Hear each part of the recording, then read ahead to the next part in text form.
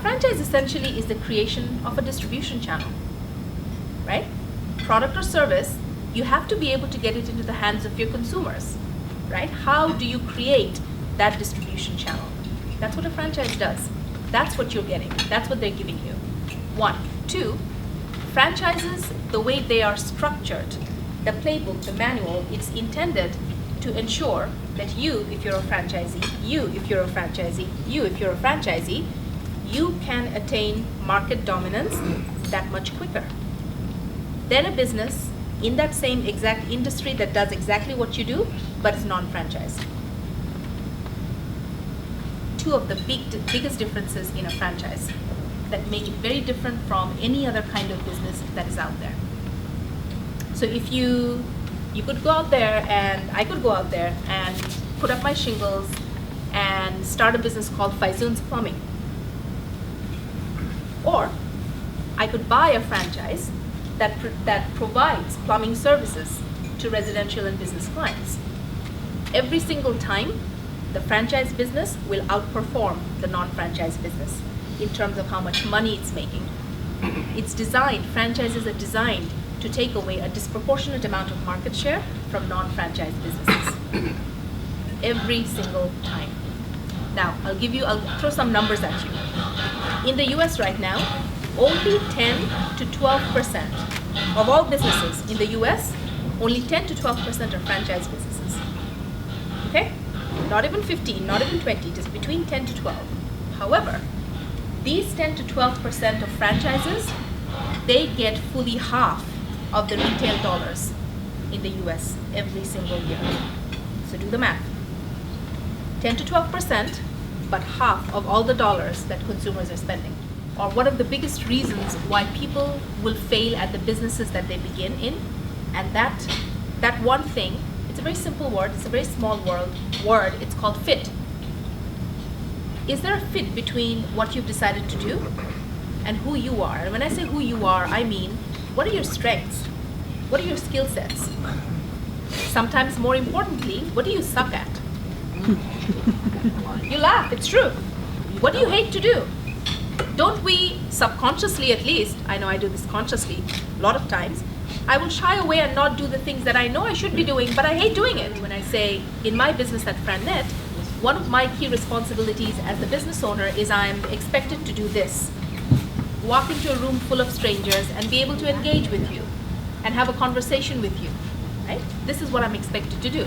Now, if I was a person who the thought of meeting a total stranger made me want to vomit all over myself, do you think I would be successful at this?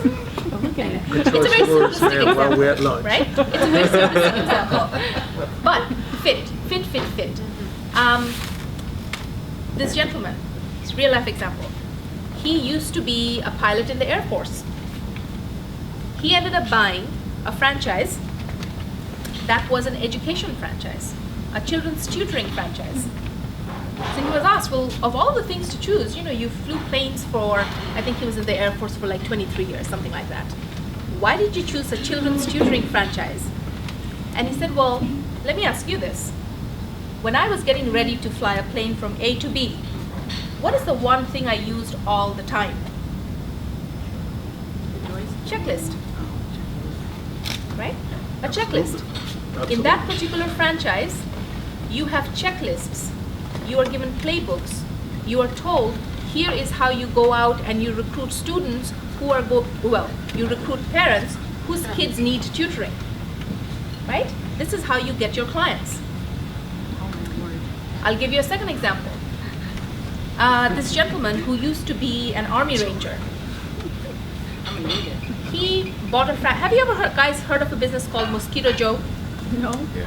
Mojo. You have those little things with the tanks, and you go out and you spray people's backyards, yards, whatever, get it ready so that they can spend time outside.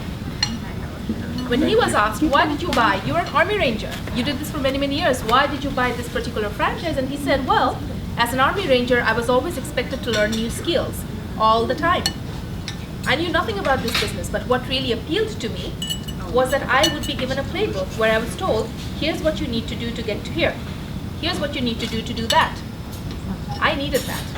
Structure, framework. You gotta have it. You gotta have it. right? Typically, every franchise will have between 3 to 5 key responsibilities of you, the business owner.